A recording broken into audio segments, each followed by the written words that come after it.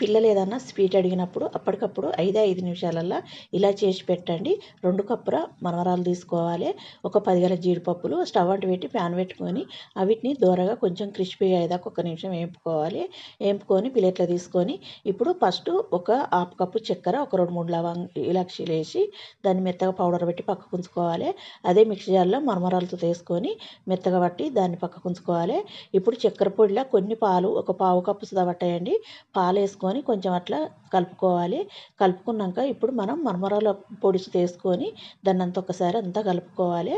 పాలు చూసుకుంటూ వేసుకోండి.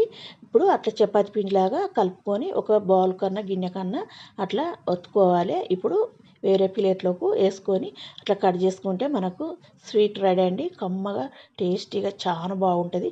పిల్లలు అయితే ఎంజాయ్ చేస్తారు. అప్పటికప్పుడు 5 నిమిషాలలో పిల్లలకి ఇలా చేసి పెట్టండి. నచ్చిందంటే లైక్ చేయండి, షేర్ చేయండి, సబ్స్క్రైబ్ చేయండి.